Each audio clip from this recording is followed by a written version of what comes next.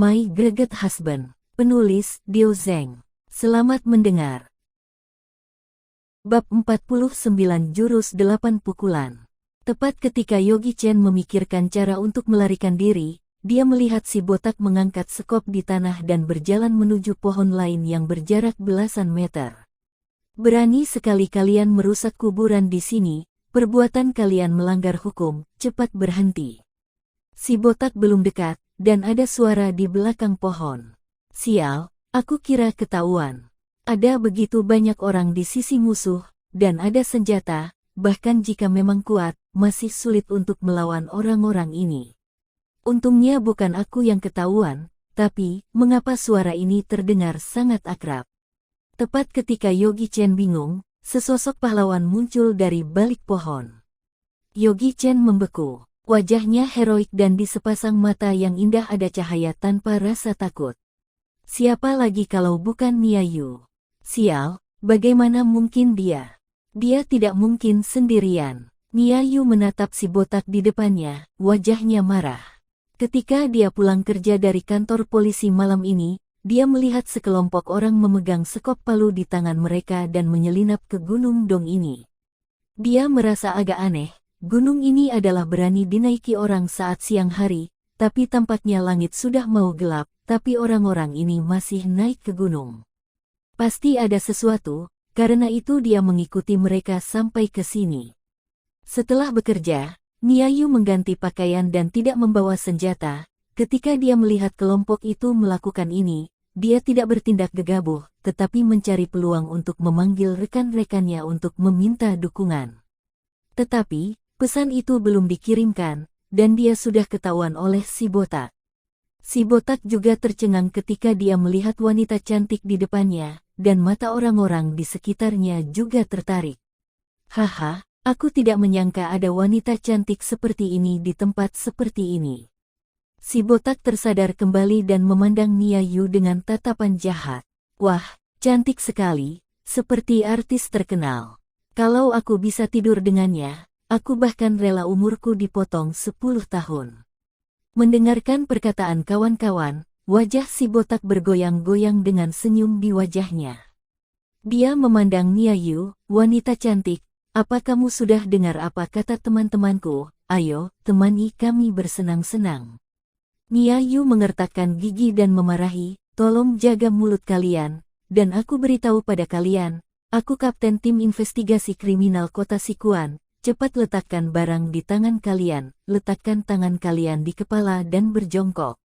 Mendengar hal ini, si botak dan yang lainnya juga terlihat muram. Mereka telah lama mendengar bahwa ada seorang polisi wanita cantik yang di kota Sikuan, ternyata itu adalah dia.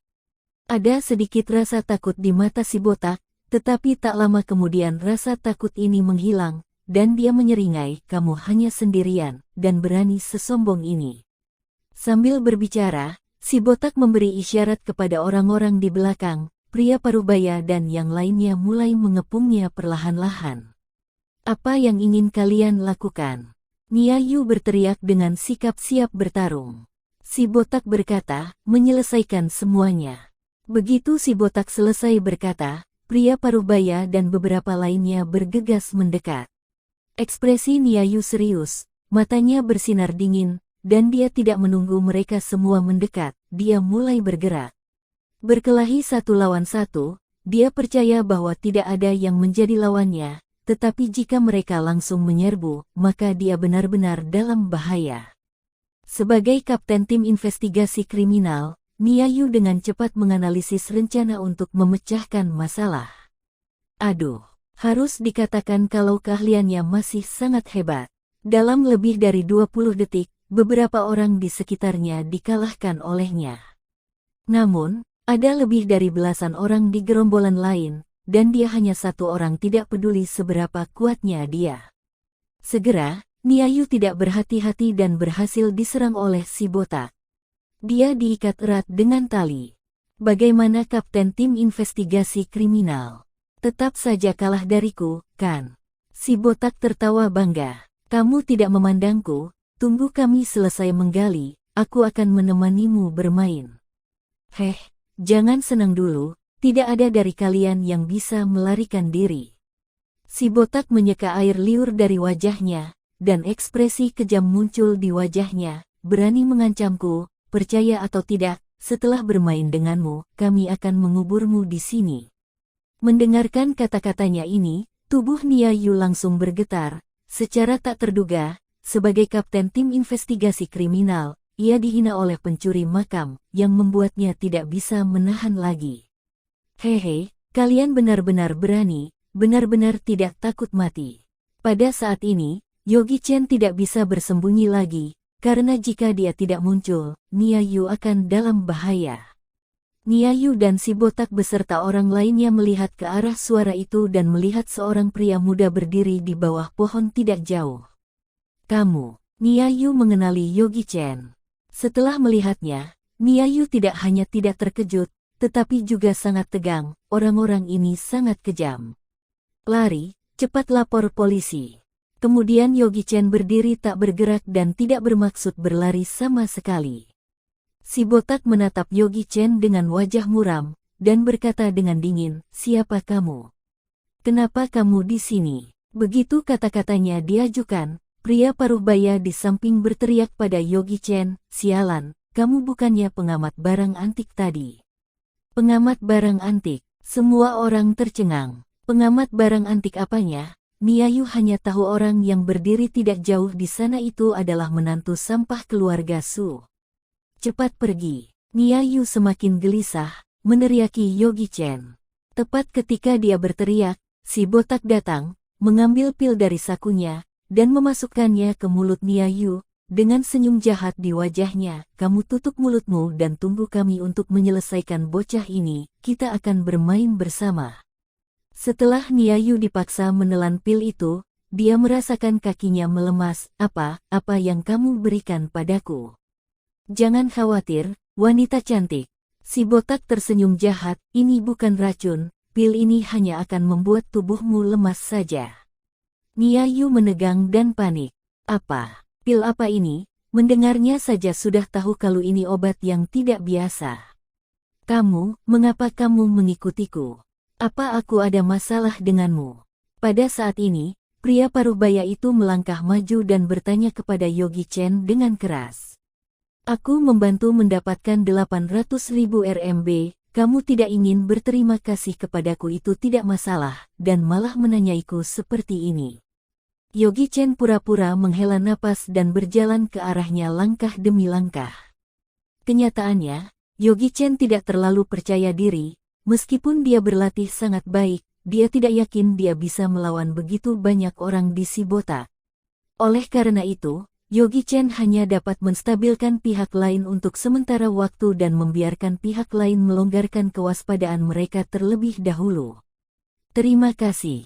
Pria paruh baya mendengar Yogi Chen mengatakan ini, seolah-olah itu benar-benar alasannya, dan itu agak membingungkan untuk sementara waktu. Yogi Chen tersenyum, melambat langkahnya, dan berkedip, "Sebenarnya, vas yang baru saja kamu jual itu adalah palsu. Jika bukan karena aku, kamu tidak mungkin bisa menjualnya." "Palsu? Tidak mungkin." Mereka semua mengatakan bahwa namanya adalah Porselen Yuan.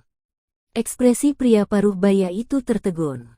Pada saat ini, Yogi Chen mulai bergerak. Baang! Pria paruh baya itu tidak punya waktu untuk bereaksi, jadi dia terpana oleh tinju yang dikeluarkan oleh Yogi Chen. Setelah mengejutkan pria paruh baya itu, Yogi Chen tidak ragu sama sekali dan bergegas menuju yang lain begitu dia berbalik. Jurus 8 pukulannya cepat dan sangat kuat. Dia seperti seekor harimau yang memasuki kawanan domba. "Sialan, cepat habisi dia." Si botak menjerit kaget dan marah. Yang tidak dia duga adalah Yogi Chen tidak hanya cepat, tetapi juga memukul dengan sangat kuat. Orang yang dipukul olehnya langsung lemas. Hanya dalam 1 menit, belasan orang itu dikalahkan olehnya sendirian. Siapa kamu sebenarnya?" Si botak tidak tahu bahwa dia adalah seorang master, dan dia sangat ketakutan sampai dia bahkan mengatakan hal-hal kotor. Yogi Chen menggosok kepalan tangannya yang sakit dan berkata sambil tersenyum, "Pengamat barang antik dari Pavilion Treasure." Setelah berkata, Yogi Chen langsung memukulnya dengan jurusnya. Satu pukulan langsung membuatnya terpelanting hingga belasan meter. Pada saat terjatuh ke tanah, si botak itu langsung pingsan. Bab 50 Perguruan. Menyaksikan Yogi Chen merobohkan orang-orang ini dalam sekejap, Nia Yu terkejut, dan sepasang mata yang indah menatapnya dengan terpana, seolah-olah dia ingin melihat sesuatu darinya. Yogi Chen juga sedikit terkejut, bagaimana ia bisa sehebat ini, seolah-olah ia memiliki energi yang tak terhentikan di seluruh tubuhnya. Kamu. Nia Yu membuka mulutnya dan ingin berbicara, tetapi pada saat ini efek obat tadi sudah menyebar di tubuhnya. Dia hanya merasa sangat lemas dan tidak memiliki kekuatan untuk berbicara. Apa kamu bisa berdiri? Yogi Chen berjongkok, membuka ikatan tali pada tubuh Nia Yu, dan bertanya. Nia Yu berkata dengan sulit, tidak bisa. Sialan, obat ini sungguh keterlaluan. Dia mengerutkan kening dan berkata, aku akan melihat apakah ada obat penawar pada si botak itu. Saat Yogi Chen berjalan ke si botak dan mencari di sekitar, tidak ada obat penangkal sama sekali kecuali beberapa barang pribadi. Ketika dia mencari, dia menemukan perut si botak ini terasa sedikit aneh. Segera setelah dia membuka pakaiannya, dia menemukan bahwa ada 2 buku kuno berwarna kuning yang tersembunyi di dalamnya. Dia agak penasaran. Si botak menyembunyikan 2 buku kuno ini di balik pakaiannya. Ini seharusnya juga digali dari makam. Dia pasti menyembunyikannya secara diam-diam. Memikirkan hal ini, dia agak penasaran dengan 2 buku kuno ini. Melalui tulisan yang tidak jelas di sampul buku, dia mungkin mengenali buku apa ini. Satu sampul bertuliskan Feng Shui Pakua Kanyu, dan sampul lainnya bertuliskan Resep Qianjin. Menilai dari judul buku, yang satu adalah mengajar orang untuk melihat Feng Shui, dan yang satu lagi adalah resep obat. Dia sedikit ingin tahu seperti apa buku-buku Feng Shui kuno. Dia membuka Feng Shui Pakua Kanyu, dan sederet karakter kecil muncul di matanya. Tai Chi menghasilkan 2 instrumen, 2 instrumen menghasilkan 4 gambar, 4 gambar menghasilkan 8 pakua. Yogi Chen membacanya dalam bisikan, ini terlihat sulit dimengerti, tetapi jika memahaminya dengan seksama, itu tidak terlalu sulit untuk dimengerti. Paruh pertama dari buku Feng Shui ini menggambarkan bagaimana rumah yang Zai disusun sesuai dengan posisi Pakua dan hubungan antara Feng Shui dan Pakua. Pada bagian terakhir, itu adalah rumah Yin, yaitu, bagaimana menunjuk titik setelah orang mati dimakamkan. Titik ini tentu saja adalah titik makam. Baik itu yang Zai atau Yin Zai, ada penjelasan rinci, dan bahkan analisis gambar. Tata letak rumah ini sangat akrab, sepertinya aku pernah melihatnya di sana. Yogi Chen tiba-tiba berpikir, sial, bukankah tata letak ini sama dengan rumahku? Yogi Chen melihat penjelasan di bawah ini dan melihat bahwa lokasi rumah itu persegi, tetapi tidak ada ruang untuk mengumpulkan uang, dan tidak ada ruang untuk kekayaan. Setelah ditinggali, penghuni rumah tidak bahagia, keluarga tidak makmur, dan semuanya tidak lancar. Melihat ini, Yogi Chen mengerti ini. Tidak mengherankan bahwa Michelle Su selalu ditekan dalam keluarga Su, dan perusahaan Michelle Su sering gagal untuk berinvestasi, sehingga kekurangan dana. Sepertinya bukan hanya masalah orangnya, tetapi juga terkait dengan tata letak Feng Shui. Mengingatkan pada apa yang terjadi dalam 2 tahun terakhir, Yogi Chen memiliki perasaan pencerahan yang tiba-tiba. Tepat ketika dia ingin terus melihat apakah ada cara untuk memecahkan Feng Shui ini, suara lemah Nia Yu datang dari belakang. Yogi Chen, apa kamu sudah menemukan penawarnya? Petik 2. Yogi Chen memukul dahinya sendiri, dan kemudian teringat masih ada Nia Yu. Dia dengan cepat menggulung 2 buku kuno dan menyelipkannya di dalam bajunya. Kemudian dia berdiri dan berkata kepada Nia Yu, aku sudah mencarinya dan tidak menemukan obat penawarnya. Mendengar ini, Nia Yu tampak agak bingung. Yogi Chen berjalan dan berkata, kalau tidak, biar aku mengantarmu ke rumah sakit, ya. Tidak apa-apa, tidak masalah, dokter, rumah sakit tidak menyembuhkannya. Niayu berkata dengan keras, efek obat ini hanya 12 jam, setelah itu tidak akan apa-apa. Petik 2. Rasa keraguan melintas di mata Yogi Chen, bagaimana mungkin Niayu bisa tahu obat ini dengan sangat baik. Tapi Niayu tidak memberinya banyak waktu untuk dipikirkan. Dia mengangkat tangannya dengan keras dan berkata, "Kamu, ambil ponselku, lapor polisi." Yogi Chen mengangguk, berjongkok, dan mengulurkan tangannya ke saku celananya. Niayu mengenakan celana jeans ketat dengan kantong ketat. Yogi Chen memasukkan tangannya ke dalam kantong untuk mengambil ponsel dan secara tidak sengaja menyentuh pahanya yang kencang.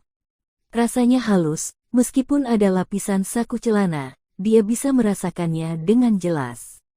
Dia tidak bisa menahan untuk menelan ludah, terutama aroma harum di tubuh Niayu, yang menembus ke dalam hidungnya dan membuatnya terpesona. Dia mengambil napas dalam-dalam, mencoba menenangkan dirinya, dan memanggil polisi. Setelah melakukan panggilan telepon, Yogi Chen memasukkan kembali telepon itu ke dalam saku celananya dan tersenyum dan berkata, "Oke, rekan-rekanmu akan segera datang."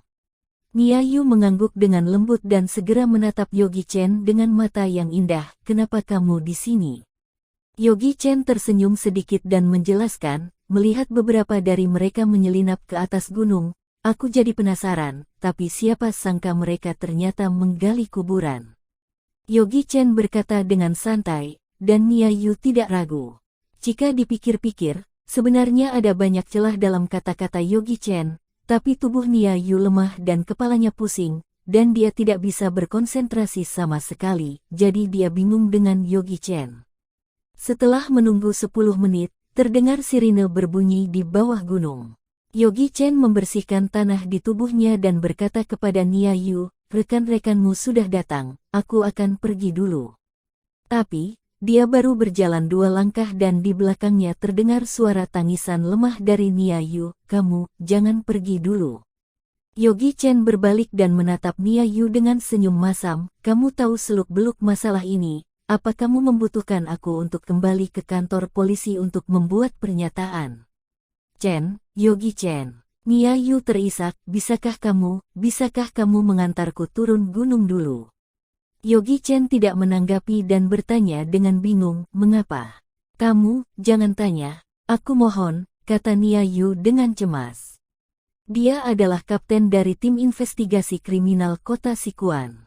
Orang-orang di bawahnya selalu menghormatinya, tetapi jika mereka melihatnya tak berdaya seperti ini, itu akan membuatnya malu. Selain itu, mereka telah melihat penampilan yang memalukan ini sekarang, dan mereka belum ditertawakan oleh mereka. Yogi Chen mengangguk, "Baiklah, aku akan membawamu turun gunung." Setelah berkata, Yogi Chen berjalan mendekatinya, membantunya berdiri, membungkuk, dan bersiap menggendongnya. Saat Yogi Chen menggendongnya, dia tidak bisa menahan untuk menelan ludah. Kamu peluk aku dengan erat," kata Yogi Chen. Ya, wajah Niayu langsung memerah, tapi dia takut jatuh, jadi dia memeluk leher Yogi Chen dengan erat. Untungnya, mobil Yogi Chen tidak jauh dari sini. Setelah beberapa menit, Yogi Chen menaruh Yogi Chen di kursi samping kemudi, dan kemudian mengantarnya pulang. Rumah Niayu berada di komunitas kelas atas di selatan kota Sichuan. Rumahnya bersih dan bagus, ada aroma samar di kamar tidur, yang persis sama dengan tubuhnya. Menempatkan Niayu di tempat tidur kamar tidur, Yogi Chen lelah dan berkeringat. Saat Yogi Chen menyeka keringat, Niayu bertanya, "Yogi Chen, katakan yang sebenarnya, kamu adalah murid perguruan mana?" Perguruan apa?" Mendengar kata-kata Niayu, Yogi Chen tertegun. "Apa yang kamu bicarakan? Perguruan apa? Jika berdasarkan pembagian tingkatan dalam novel, tingkatanmu ini agak rendah, ya," kata Yogi Chen tanpa sengaja saat ia teringat akan novel Guru Besar Jin. Rona merah seketika menyembur di wajah Niayu. Ia pun berkata, "Jangan dikira pelatihan diri ini merupakan sesuatu hal yang mudah dilakukan. Ada beberapa orang yang masuk ke 6 aliran ini, tetapi memulai saja mereka tidak bisa. Kemampuanku ini sudah bisa dibilang tinggi dibanding dengan orang-orang sebayaku. Aku sudah mencapai tahap masa depan sempurna, sedikit lagi aku sudah bisa mencapai kelahiran. Ternyata begitu. Yogi Chen menganggukkan kepala, kelihatannya pelatihan diri ini memang tidak semudah yang ia bayangkan. Melihat Yogi Chen dapat menerima ucapannya, ekspresi Nia Yu barulah menjadi sedikit lebih lega. Ia berkata, aku lihat kamu tadi tidak perlu tenaga yang banyak untuk menghajar mereka. Sebenarnya bagaimana caramu melakukan itu? Aku juga tidak tahu, mungkin saja tenagaku ini sudah dari sananya. Kata Yogi Chen menyombongkan diri. Nia Yu pun meliriknya, lalu berkata sambil menebak-nebak, kalau tebakanku tidak salah, kamu pasti makan pil untuk menguatkan badan, kan? Yogi Chen tertegun, makan pil penguat badan. Apa mungkin obat yang dulu diberikan Albert Zhao padanya itu? Ia pun berpikir sejenak, pasti benar itu. Dirinya sudah berlatih ilmu 8 pukulan ekstrim, jika menghadapi 2 atau 3 pria berbadan besar pasti tidak akan jadi masalah. Namun, menghadapi 10 orang lebih memang sedikit mustahil. Melihat Yogi Chen yang tenggelam dalam dunia pikirannya, Nia Yu juga tidak banyak bicara. Hari ini tidak hanya memenangi satu pertarungan, tetapi ia juga sudah mengeluarkan banyak energi. Ia benar-benar terlalu lelah. Ia pun memejamkan matanya, tak butuh waktu yang lama ia pun tertidur. Mendengar ucapanmu ini, sepertinya memang benar. Yogi Chen melihat Nia Yu yang sudah tertidur, lalu tersenyum pasrah dan berkata, perempuan ini ternyata benar-benar mempercayaiku, apakah ia tidak takut aku akan melakukan sesuatu hal yang buruk? Setelah berpikir sejenak, ia pun menutup tubuh Nia Yu dengan selimut tipis, lalu keluar dari kamar. Yogi Chen duduk di sofa ruang tamu, lalu mengeluarkan ponselnya dan menelepon Albert Zhao.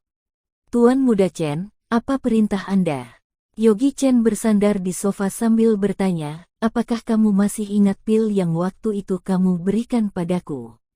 Tentu saja ingat. Albert Zhao lalu bertanya, Tuan Muda Chen, apakah kamu sudah mengonsumsinya? Iya, jawab Yogi Chen singkat, lalu bertanya balik, apa nama pil ini? Aku pikir sebentar, sepertinya namanya pil naga harimau. Kata Albert Zhao sambil mengelus dagunya. Pil naga harimau, tidak pernah dengar. Yogi Chen pun mengatakan bahwa tidak ada apa-apa kepada Albert Zhao, lalu menutup teleponnya. 2 buku yang tadi dicarinya itu, ada sebuah buku yang berjudul Resep Qianjin, tetapi ia tidak tahu apakah ada catatan mengenai pil itu atau tidak di dalamnya. Ia pun mengeluarkan buku tersebut dan melihat sepintas beberapa halaman. Tak lama kemudian, ia pun menemukan catatan dan penjelasan mengenai pil naga harimau. Pil naga harimau, setelah mengonsumsinya, dapat memberikan efek membersihkan 8 saluran pembuluh darah sehingga bisa menambah stamina dan memperkuat tubuh. Tidak salah jika tenaganya berubah menjadi begitu besar, ternyata memang benar karena ia telah mengonsumsi pil naga harimau ini. Semakin dibaca, ia semakin masuk dalam dunianya itu.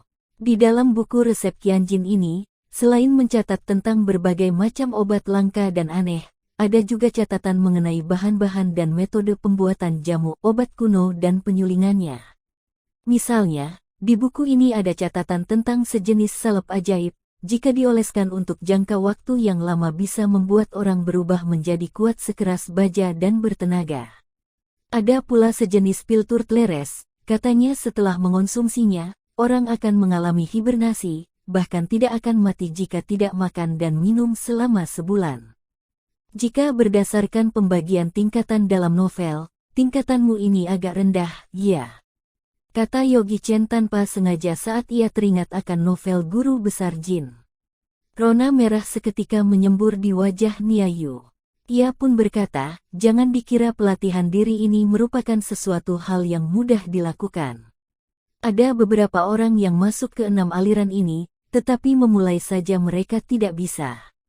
Kemampuanku ini sudah bisa dibilang tinggi dibanding dengan orang-orang sebayaku. Aku sudah mencapai tahap masa depan sempurna, sedikit lagi aku sudah bisa mencapai kelahiran. Ternyata begitu. Yogi Chen menganggukkan kepala, kelihatannya pelatihan diri ini memang tidak semudah yang ia bayangkan. Melihat Yogi Chen dapat menerima ucapannya, ekspresi Nia Yu barulah menjadi sedikit lebih lega. Ia berkata, "Aku lihat kamu tadi tidak perlu tenaga yang banyak untuk menghajar mereka. Sebenarnya bagaimana caramu melakukan itu? Aku juga tidak tahu, mungkin saja tenagaku ini sudah dari sananya," kata Yogi Chen menyombongkan diri. Nia Yu pun meliriknya, lalu berkata sambil menebak-nebak, "Kalau tebakanku tidak salah, kamu pasti makan pil untuk menguatkan badan, kan?" Yogi Chen tertegun. Makan pil penguat badan. Apa mungkin obat yang dulu diberikan Albert Zhao padanya itu? Ia pun berpikir sejenak, pasti benar itu. Dirinya sudah berlatih ilmu 8 pukulan ekstrim, jika menghadapi 2 atau 3 pria berbadan besar pasti tidak akan jadi masalah. Namun, menghadapi 10 orang lebih memang sedikit mustahil. Melihat Yogi Chen yang tenggelam dalam dunia pikirannya, Nia Yu juga tidak banyak bicara. Hari ini tidak hanya memenangi satu pertarungan, tetapi ia juga sudah mengeluarkan banyak energi. Ia benar-benar terlalu lelah. Ia pun memejamkan matanya, tak butuh waktu yang lama ia pun tertidur. Mendengar ucapanmu ini, sepertinya memang benar. Yogi Chen melihat Nia Yu yang sudah tertidur, lalu tersenyum pasrah dan berkata, "Perempuan ini ternyata benar-benar mempercayaiku. Apakah ia tidak takut aku akan melakukan sesuatu hal yang buruk?" Setelah berpikir sejenak, ia pun menutup tubuh Nia Yu dengan selimut tipis, lalu keluar dari kamar. Yogi Chen duduk di sofa ruang tamu, lalu mengeluarkan ponselnya dan menelepon Albert Zhao. "Tuan Muda Chen, apa perintah Anda?" Yogi Chen bersandar di sofa sambil bertanya, "Apakah kamu masih ingat pil yang waktu itu kamu berikan padaku?" "Tentu saja ingat." Albert Zhao lalu bertanya, "Tuan Muda Chen, apakah kamu sudah mengonsumsinya?" "Iya," jawab Yogi Chen singkat, lalu bertanya balik, "Apa nama pil ini?" "Aku pikir sebentar, sepertinya namanya pil naga harimau," kata Albert Zhao sambil mengelus dagunya. "Pil naga harimau? Tidak pernah dengar." Yogi Chen pun mengatakan bahwa tidak ada apa-apa kepada Albert Zhao, lalu menutup teleponnya. 2 buku yang tadi dicarinya itu, ada sebuah buku yang berjudul Resep Qianjin, tetapi ia tidak tahu apakah ada catatan mengenai pil itu atau tidak di dalamnya. Ia pun mengeluarkan buku tersebut dan melihat sepintas beberapa halaman. Tak lama kemudian, ia pun menemukan catatan dan penjelasan mengenai pil naga harimau. Pil naga harimau, setelah mengonsumsinya, dapat memberikan efek membersihkan 8 saluran pembuluh darah sehingga bisa menambah stamina dan memperkuat tubuh.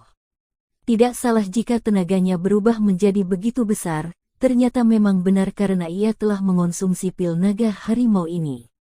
Semakin dibaca, ia semakin masuk dalam dunianya itu. Di dalam buku resep Qianjin ini, selain mencatat tentang berbagai macam obat langka dan aneh, ada juga catatan mengenai bahan-bahan dan metode pembuatan jamu obat kuno dan penyulingannya. Misalnya, di buku ini ada catatan tentang sejenis salep ajaib, jika dioleskan untuk jangka waktu yang lama bisa membuat orang berubah menjadi kuat sekeras baja dan bertenaga. Ada pula sejenis pil turtleres, katanya setelah mengonsumsinya, orang akan mengalami hibernasi, bahkan tidak akan mati jika tidak makan dan minum selama sebulan. Pil ini benar-benar sangat tidak masuk di akal. Ada juga sebuah pil yang dinamakan pil boneka. Setelah mengonsumsi pil ini, ditambah dengan cara-cara pengendalian khusus, maka orang itu bisa menuruti perintah kita. Wah, benar atau tidak ini? Ini benar-benar terlalu ajaib. Saat melihat pil boneka, Yogi Chen kembali melihat sekilas bahan-bahan pembuatan pil tersebut sampai tercengang. Rumput boneka, air es dengan suhu sangat rendah. Barang-barang apa ini? Apa di dunia ini benar-benar ada benda-benda semacam ini? Sebuah rasa imajinatif pun muncul dalam hatinya, membuat kepalanya semakin pusing. Ia pun lanjut melihat-lihat, lalu menemukan bahwa semua bahan pembuatan obat itu memiliki 2 kondisi, baik sangat langka maupun ia sendiri tidak pernah mendengar barang itu. Bagaimanapun juga, di dalam beberapa obat kuno ini juga terdapat satu pengecualian. Selain itu, semua bahan untuk penyulingan obat pil ini juga lebih sering ditemukan. Pil ini yaitu pil penyelamat. Meski semua bahan yang dibutuhkan untuk membuat pil penyelamat ini sangat sering ditemukan, tetapi khasiatnya sangatlah besar. Hal ini dikarenakan pil ini dapat membantu biarawan untuk menghancurkan hambatan dan rintangan yang ada di depan mata. Misalnya saja Shinyayu, banyak orang yang bahkan tidak bisa mulai berlatih 6 aliran besar ini. Jika ada pil penyelamat ini, bukankah mereka akan dengan mudah masuk ke dalam perguruan? Jika benar apa yang dijelaskan dalam resep Qianjin ini begitu sakti, aku akan membuat pil penyelamat, lalu menjualnya kepada biarawan, bukankah aku akan menjadi kaya raya? Meski semua bahan yang dibutuhkan untuk membuat pil penyelamat ini tidak sulit ditemukan, tetapi bahan-bahan tersebut tidak ada di sekelilingnya.